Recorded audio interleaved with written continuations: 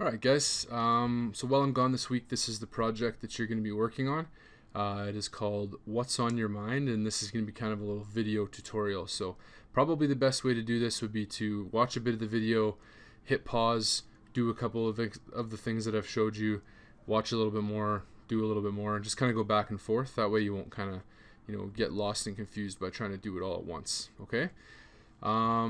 So this project essentially is going to look like what we've got here as our example, okay? I want you to think of some of your favorite things, your favorite music, favorite food, whatever, and just things that you think about. We're going to kind of cut your head open and have those things exploding out of there, okay?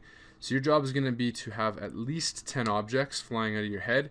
We're going to use some of the tools that we've already been using, clone stamp and selection tools and burn and dodge and things like that. It's just kind of your little test to show me what you guys know, okay? So we're going to start in Photoshop. Okay, make sure you got that loaded up. For my class, you guys will be able to grab your photos out of the CTS pickup under Hartel, Digital Arts 9. Your photos are all here. If you're in Gomes' class and you're watching this video, your guys' photos will have to be from somewhere else. I'm not sure where Mr. Gomes has got those, but he'll let you know. Okay, so I'm going to work on, we're going to use Brad as an example here because I haven't picked on him yet, I don't think. So grab the photo, drag it over to Photoshop, and let go of it. So it's going to give us our new photo here. Okay.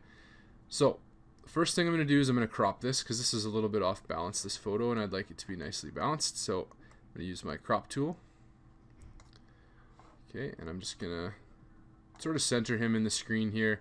And you can tell that he's centered just pretty close just by the lines on the screen here that kind of helps center him. Okay, once I'm happy with that, I'm going to leave some room above his head so that I've got room to have stuff coming out of there. Once I'm happy, I'm going to hit enter. Okay, so the next step is I'm going to select him out, and we're going to have a new background in the background, something different than this white back here. There's a few different ways that we could go through and select things out, but I'm just going to show you one of them. Okay, so if I want to use my magnifying glass, or if I want to use Control plus or minus, I can zoom in. Okay, next step is I'm just going to grab my polygonal lasso tool, and I'm going to go around here and select all this out and try to do my best on the hair. Remember that if you want to, you can use the smudge tool to kind of smear some of that out afterwards, just like we were on the Extreme Makeover project. Okay, so I'm going to do just a really fast job of this. I would hope that you guys would go in and do a lot more detail than I would. But I'm just going to do this really fast so you guys don't have to watch me do this for like 10 minutes. You guys, again, are going to spend a lot more time, get in a lot closer, and get this detail and make it look really good. But we'll just go really fast here.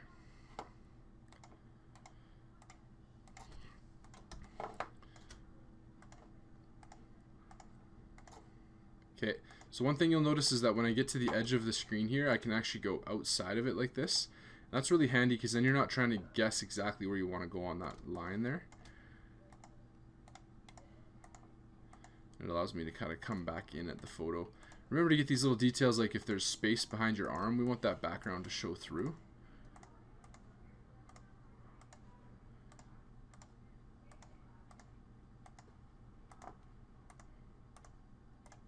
We'll keep going here.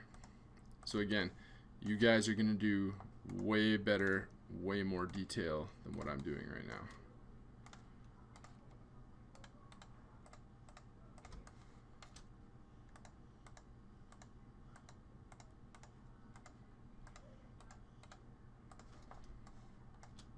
Alright, remember that if you ever accidentally click one too far, you can always hit backspace and go back a couple steps. Okay, and then once I get close to the end, just double click and it'll close. So again, not a great job here. You guys will do better. But we've got our marching ants around the outside and we're kind of ready to move on here. Okay, so I'm going to make a copy of this. So Control C for copy, Control V for paste, and then you'll see that I have a new layer here. Okay, what I'm going to do is I'm just going to turn off the background layer. We might need it later for something, but just in case. So I'm just going to click the eyeball here, and then you'll see that I've got this empty background. And again, my terrible selection job here, you guys will improve on. Okay, so for my background, I'm just going to find something that's it's interesting, but it's simple. Okay, so I'm going to do a textured background. So I'm going to go over to Google here. Okay, go to images, and remember that when you're searching for images, we're going to look for high quality ones, but just search for textured background. Okay, under your search tools, make sure you go size, and if you can even go larger than 4 megapixels, you'll be better off for this project. Okay, and we're just going to find something that's interesting in the background. I kind of like how this dark wood looks here, so we're going to grab this one here. We'll click View Image. Okay, now you can go right click and hit Copy. Head over to your Photoshop document and then go Control V for Paste. Now notice that it's too small, and it's because the image that we have here is a really high quality, so we're going to have to scale it up. It might get a little bit blurry, but we'll be able to get away with it because it's a background. Okay, so to make sure that it's in behind, just drag the layer below your photo. Okay, go to Edit and Free Transform so that we can scale it up. Okay, we're just going to keep going here until it kind of fits in the background there, and then you can hit Enter. Okay, so again, it's a little pixelated if we zoom in really close, but because it's in the background, we can get away with it that it's a little bit blurry. Okay, so we've kind of gotten to that point now. We've got our backdrop and our person cut out in the foreground. Okay, so now we're going to go back to our person, and we're going to actually have his head get cut open here. So we'll zoom in here, grab your lasso tool, and just kind of draw not necessarily a perfectly straight line, but just kind of a line like this. I mean, if your head got cracked open, you don't know exactly what kind of shape you'd get here. We'll double click. Okay, so you're going to have your shape here.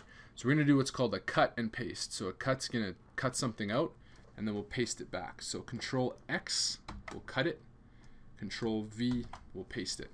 So now you guys can see over here that there's another layer, and that's the top of his head.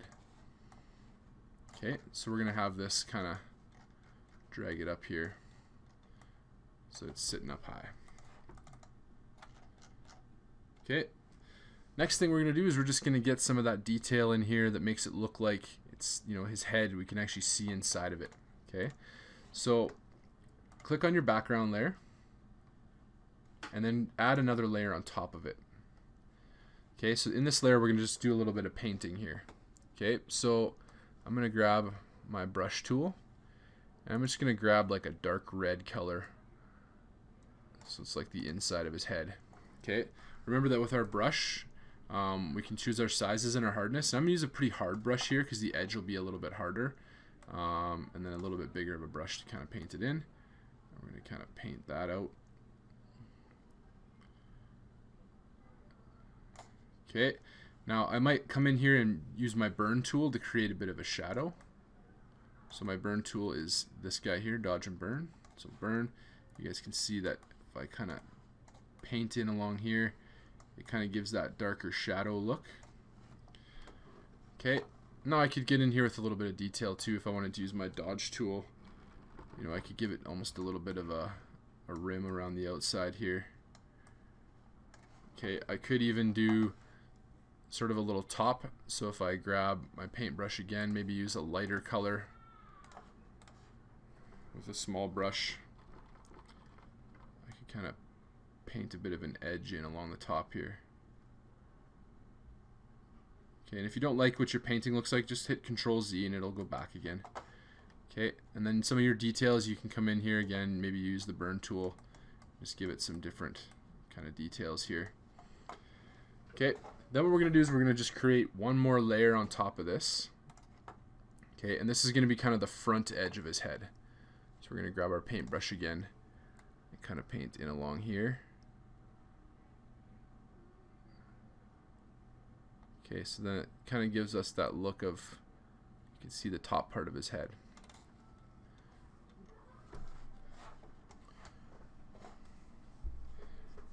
Alright, so this is looking not bad now. Okay, so I would do something very similar here to the top part of his head, just kind of at the other angle. But again, I'm going to let you guys do that instead of you watching me. Okay, so now just kind of try to keep track of your layers here. So these are all just called different layers. Layer 1, 2, 3, 4, 5. So this could get confusing for you. So if you want to name your layers, you can just kind of double click on the actual word itself. Okay, so we're just going to say top of head. Okay, body. Okay, this layer is sort of the front of head. Call it whatever's going to kind of make sense. Inside of head, and then this is my background.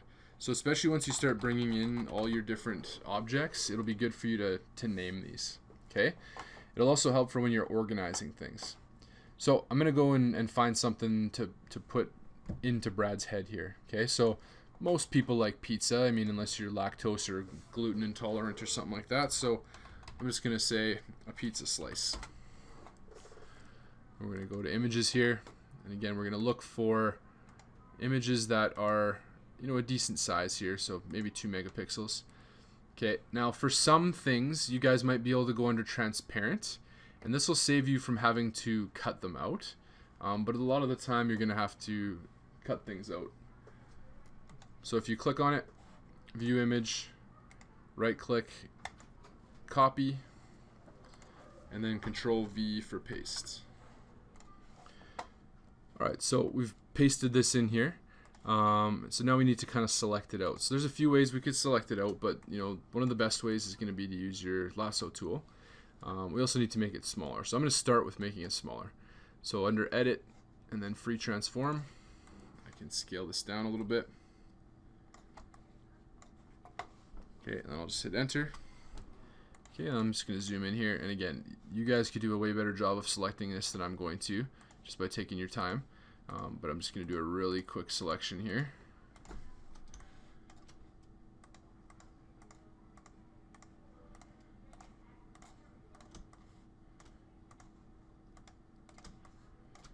Okay, so again, take your time on that.